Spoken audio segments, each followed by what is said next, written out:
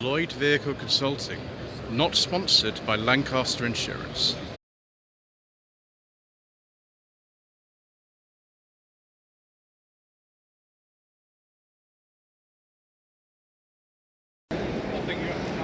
Good afternoon.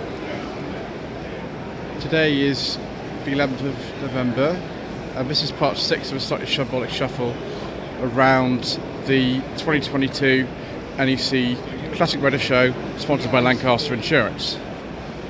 So we've done a lot so far. We've totally done halls 2 and hall 8. We're now in hall 4, where we delivered at the end of the last part 5.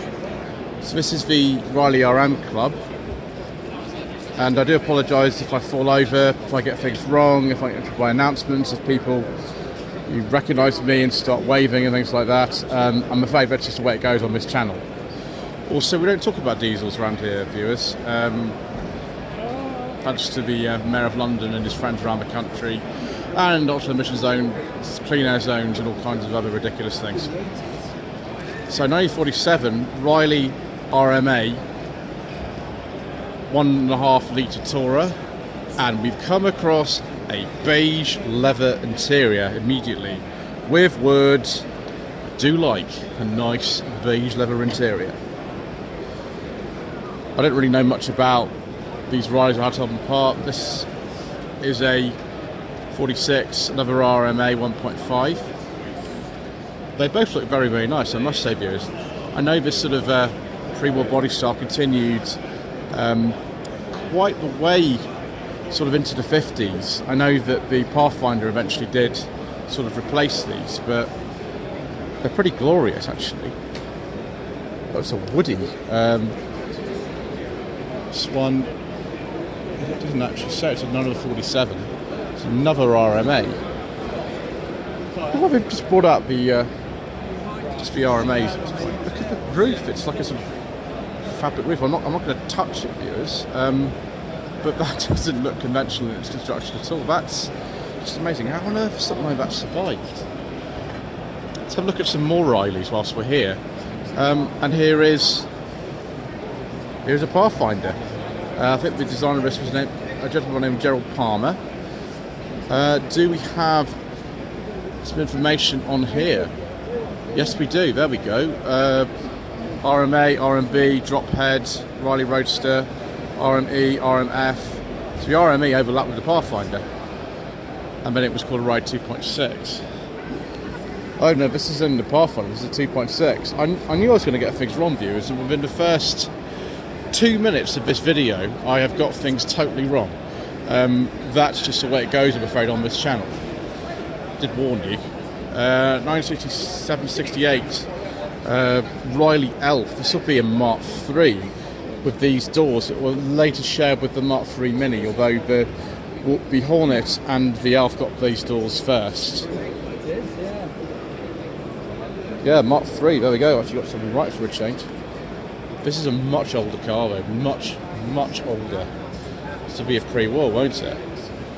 It's not a Castrol, I don't think. I think it's even older than that. I don't actually know what that is, viewers, I'm afraid.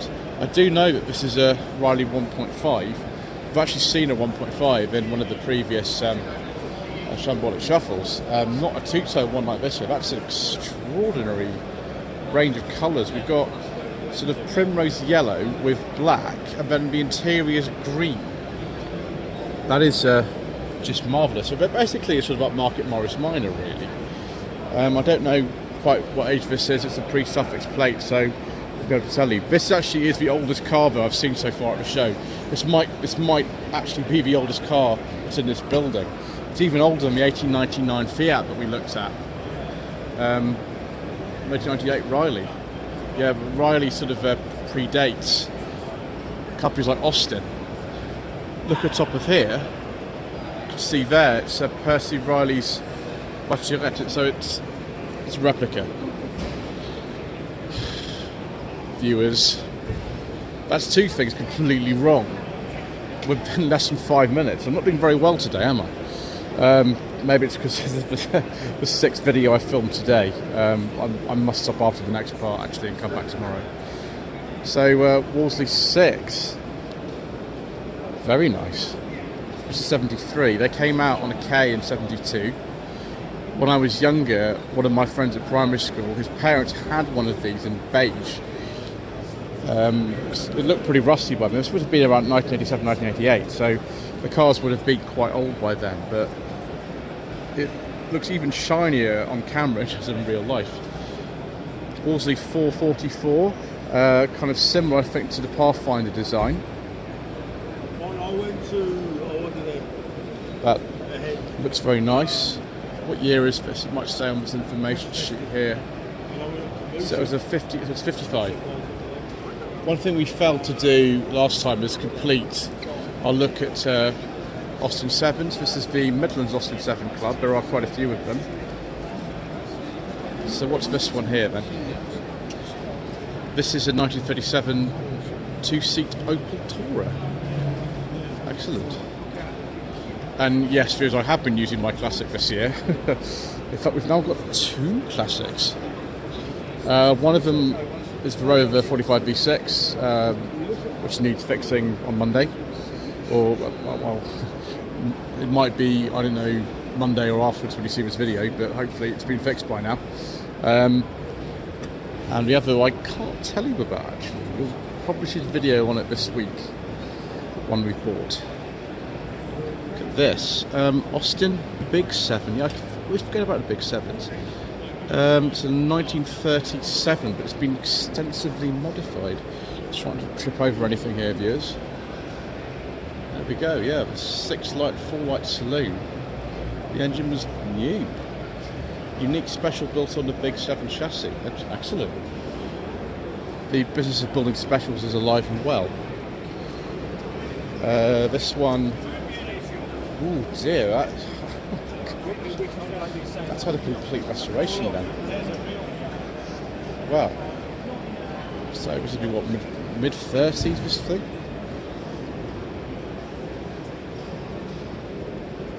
I suppose so.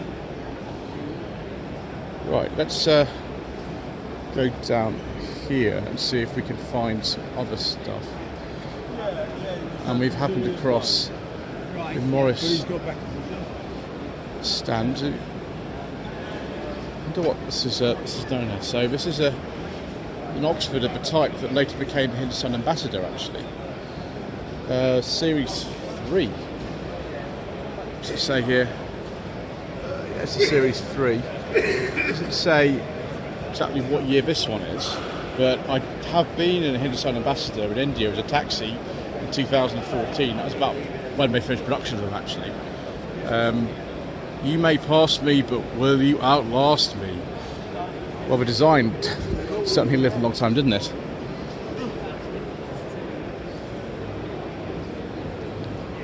And we have here a Wolseley 680, which looks like a very big Morris Minor. And I suppose it sort of is. It's based on the MO Oxford, or there's an ISIS version of this as well. And here is one of them for comparison. Sensibly, somebody's put some mirrors on here, which is a good idea. And sensibly, with this MO Oxford, someone's put some later seats in there because they're probably not the most comfortable seats. This one's actually got a different engine in it as well. It's a V8. The thing is that Allegro and ADO16 wanted to fit much larger engines to these cars originally, but he never did. So they had the sort of older engines. But someone can obviously fit one, because there's loads of room to put that sort of stuff in here. I mean, you can see the difference in the rear of Wolseley and then the Oxford here. Well, the doors are exactly the same. It does look just like a larger Morris Minor. And this one's got a Ford automatic gearbox in it. That's interesting. That's not the original engine either, is it? Is that a Mercedes? Oh my gosh. Sorry, that's not a Ford gearbox, it's not a Mercedes gearbox. Wow. It shows you can sort of put whatever you want in these. This one doesn't look very standard either. What's going on with this stand? Is this like the modified stand or something? No, Morris Oxford van, half-ton split-screen commercial van, purchased from Malta. So it's got the original engine in it. It used to have an engine that we can't talk about on this channel, viewers. So this one's got a gearbox that's different. What is this engine in here? Maybe we'll have to. I'm just crowning around this one. I'm surprised. See if we can have a look. Oh, it's a Subaru Impreza engine in this. Goodness me. Mind you, when this guy was designed, the Miner, he wanted a flat 4 engine in it. We never got it. First the side valve and then the A series, of course. The Morris register. Morris 10.6. I can't say I know much about these, to be honest with you. So it's 1934. 6-cylinder, 1.4 twin carbs. Original bodywork. Excellent. So this one here. Another sort of pre-war car, I think.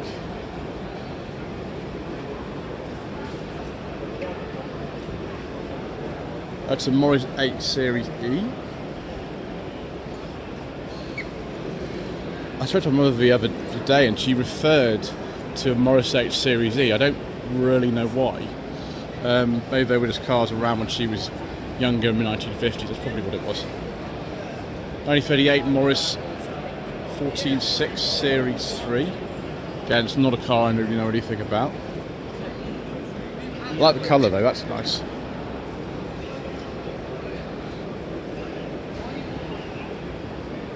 This looks like a Morris 8 as well. I can't really get into that, so I'll have to walk around this bit.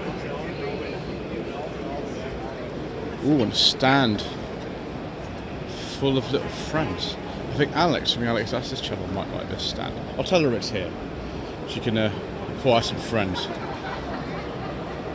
So, Morris 8 looks a bit like the Morris Miner, the sort of 30s Miner, I mean, but it isn't. What's this one here? Ooh, can I read that? 1934, registered 35, Morris 10.4. Okay. And that's another Morris 8 there.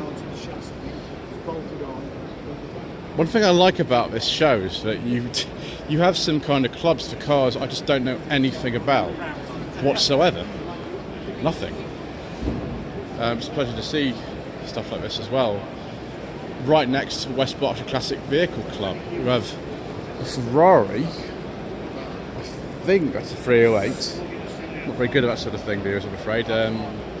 85, 86 registration. A Renault 4. It's the first Renault 4 I've seen at the show, actually. We've seen plenty of 5s, but this is a 4. And original purchase invoice. Oh, it's probably the MOT certificate. Oh, there we go. So it's an F, is it? It's quite an early one then. There we go, yeah, it's an F, so 67, 68. There we go. That's what it looked like back in the day. And then this 1960 Morris JT van. When these came out, I think this is a really early one, actually. I could be wrong.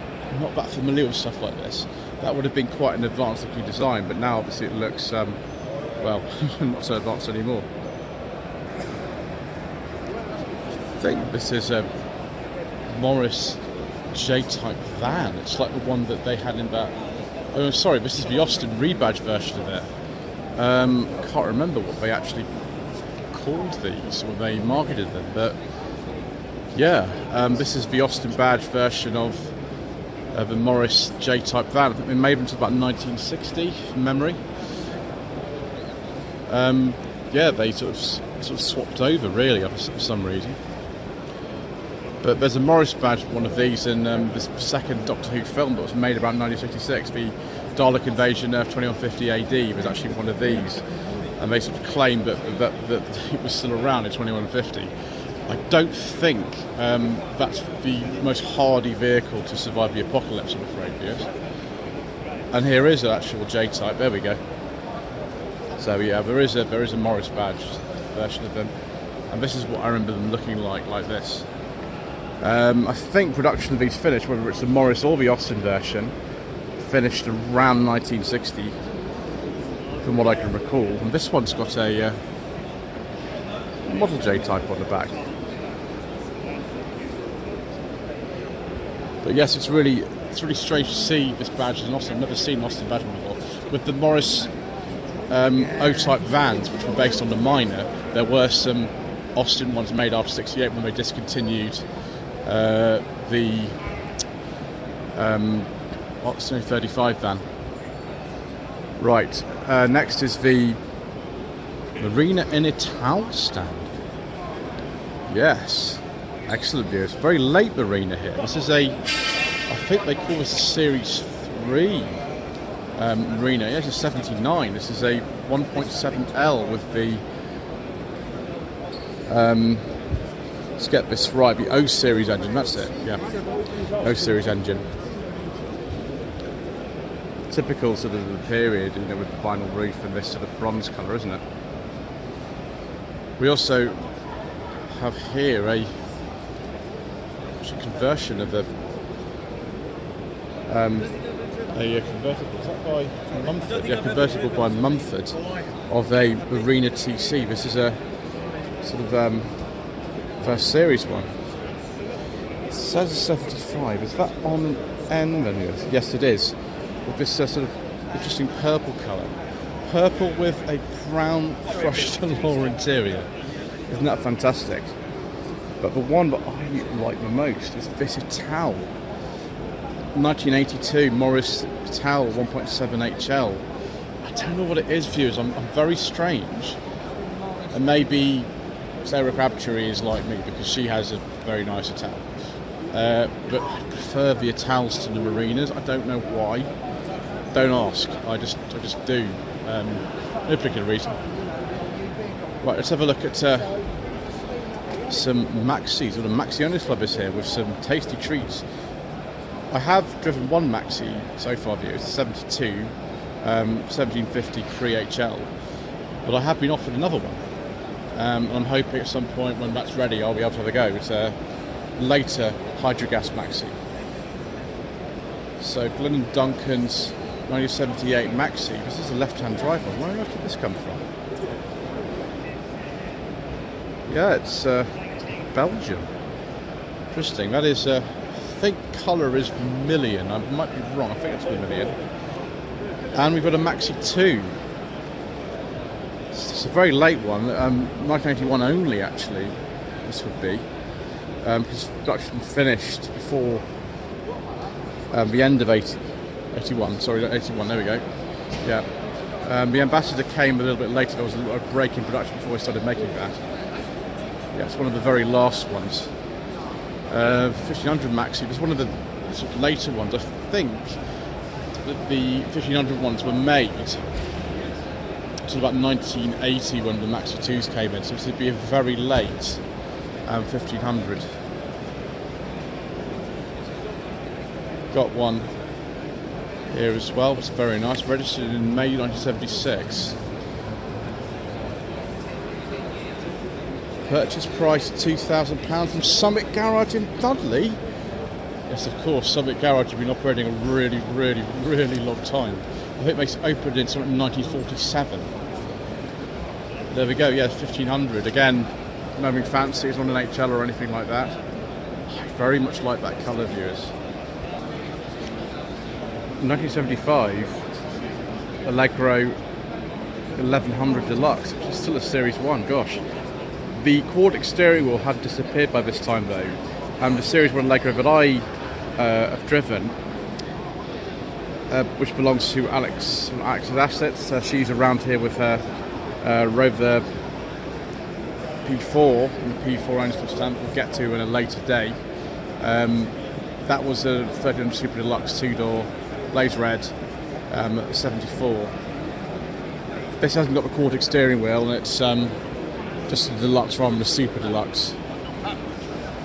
5-door. I'm not going to open the door, viewers, because it's not my place to do that, but I quite like Allegro's, viewers. I think with the Maxis and the Allegros, for for some reason I really prefer the kind of later ones. I don't know why, but it's just the way that it goes with me. I'm a bit strange. Ooh, 1.8K Series Turbo Allegro. It's a bit more than I would have had. I don't know if this would have originally been an A Series or E Series engine one. Series 2, so 78, 79. I bet this does go a bit faster than normal. Yes, not much of an interior to speak of in there. Look at this. This colour view is the Allegro Super. I can't remember the name of this colour. It's not lime flower. Lime flower is a different green from this. Yeah, Citroen yellow. There we go. So built 75, registered 76. The Citroen yellow actually looks far greener in real life. It does on camera. It looks very yellow on camera. It's actually green to me. Oh right. Oh, the ADO16.info stand. And a car I've actually not this one. It's actually this one. 1964 Austin 1100 Mark 1, which actually is a screen used car. I don't mean just on my channel, it has been on my channel. In fact, it was on my channel end of last week, I think this month. It actually started a TV drama on the Sky Living channel. Yeah, Arabian Grey is the name of the colour. December 64 is the registration date on this. It does need a little bit of restoration. It's not perfect, but it is very, very nice. Not the fastest thing, it's only got 48 horsepower. But yes, it is very good. Let's have a look at the Countryman that's over there. That's kind of like sort of faulty towers specification. It's very similar in the age as well. That was an E plate, faulty tower. This is on an F, but I think this is still a Mark 1. Yeah, an 1100 with a sort of wavy grille. So yeah, that's it's better than sort of earlier one. The Mark 2s actually have, you know, differences. Which one have we got here? Ooh, it's an MG. And there's a big Morris Bear in the back as well. Hello, Morris Bear. These are all the myriad different types of ADO16s over the years. There were tons and tons of them. So the 1100 actually, 66, so that would be 1100 only. Very nice. I would like to drive one of these at some point with the servo brakes and an all-synchro gearbox, because the one I drove, which is that one there, doesn't have servo brakes. It doesn't have an all-synchro gearbox. I managed though. It wasn't actually that difficult. It wasn't as bad as I thought it would be. So this is a 65 Morris version with red interior. This is very nice. There's no rust on this at all. It's amazing for an ADO16. But yeah, I do like them. They're very, very nice cars. So what stand is this? I'm not actually sure. Oh right, yeah, it's the Classic Car Club. They often do some really, really nice stuff, don't they? Corrado VR6. It's the first Corrado I've seen here today, but probably won't be the last one. There's probably even more of them around here. Quite a late one. They finished in 1995. It doesn't actually say exactly what year this one is, but it's with a nice leather interior. Not a beige leather interior, but nice nevertheless. This, I think, is an XK120. I haven't seen one of these yet, actually. I'll show you. That's a show. Yeah. There we go.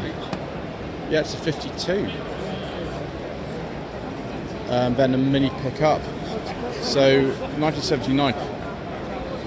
It's taken me a long time to say this, viewers. So we're in part 6, but with the mini pickups and vans, they stayed with this like pressed steel grille with the house-style door handles and the sliding windows and these exposed hinges until right away at the end of production in 1982.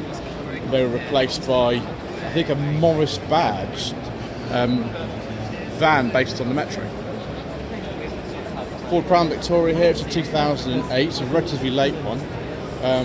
I wonder how long it's going to be before actually these become sort of rare. I'm not sure they're rare yet. In America, there's still a few of these knocking about. And a Rolls-Royce Command. And a beige leather interior with wood. And it's dark blue too. I do like a nice beige leather interior. I'm not too sure about this sort of front spoiler on this one, viewers, but we have headlamp wiper action, so it's not all bad. So yes, X8182. What have we got here? It's very old list. What is this? Lanchester LA from 1939. I can't say I know anything about those whatsoever, but it's nice to see a Lanchester. Gosh, I hope they finished production in the early 50s or something.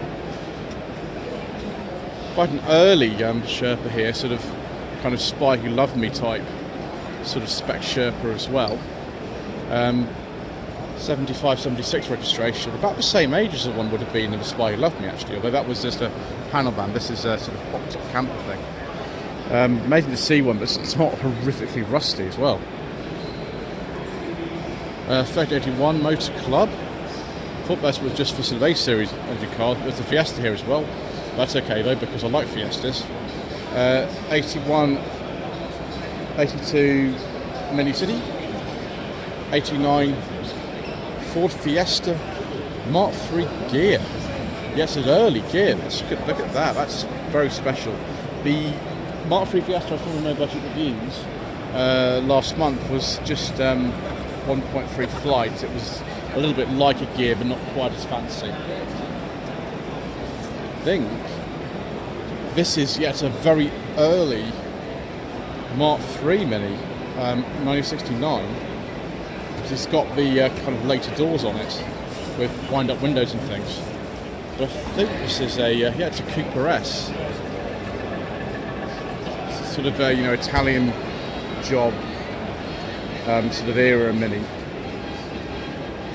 And there's the old asteroid theme from the Pearl and Dean advertising and cinemas.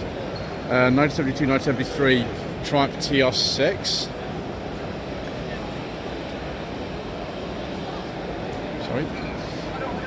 Triumph Spitfire. What year is this one? On a T, so 78, 79, BA 1500 actually. It's this late. I have been offered a Spitfire to do, but it's just going some restoration at the moment, so it's not available to drive yet. But I would like to have a go at one. Triumph Herald 1360 Estate. 1968, 1969. Triumph, I think this is it, it's a TR3. It's not an A or a B, it's just a TR3. I think these are around, if it's right, about 1957, 58. Can't remember exactly now, viewers.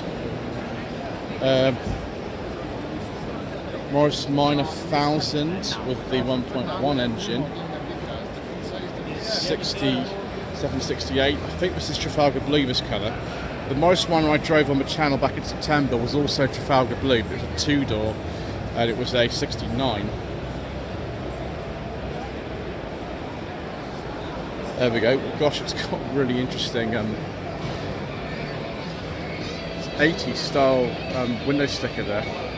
That's the back end of the Triumph TR3. More minor action here.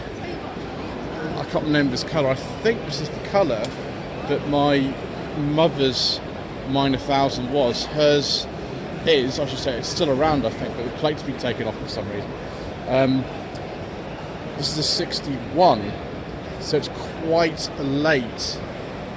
It's quite a late Series 3 or early Minor 1000, I can't remember exactly how it did. Definitely the 1.1 versions came in 62. So this is a, to look at the front and say it's a 1966 Minor 1000 with the 298, and this is Peggy. I think this is from a channel called the Passenger Seat Podcast. That's it, yeah, that's the name, Becca. I've actually got that right for once, viewers. Gosh, we're actually doing something right for once on this channel. So yeah, what have we got here?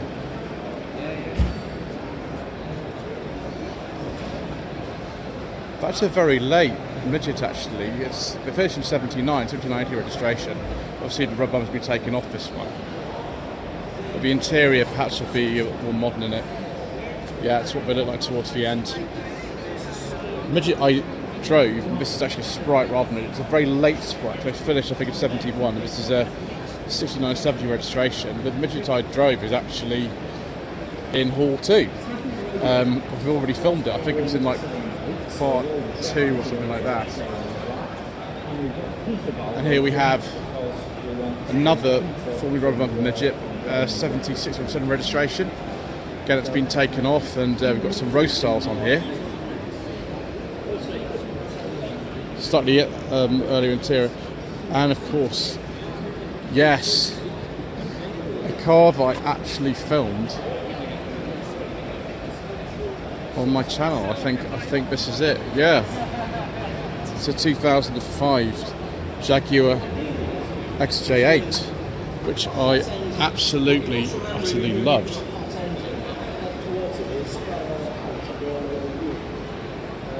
Oh, no, it isn't. It's really strange. It's almost like the same one. Or I'm gonna have to check my my thing. Let me just check, viewers, and see if it's actually the same one, because the name on there is not the name of the owner. Just double check this. I was right. This is the one I had in Sensible Secondhand Classics. Thank goodness. Yeah, I absolutely love this car. Fantastic. This one just had a bit of work done to it, and I think that's where we're going to end. Thank you ever so much indeed once again for watching. Please don't forget to subscribe to the channel, like us, and leave a comment below, and we shall see you soon for more very tasty treats. Lloyd Vehicle Consulting stickers, t-shirts and mugs are available by clicking the link to the Google form in the video description below.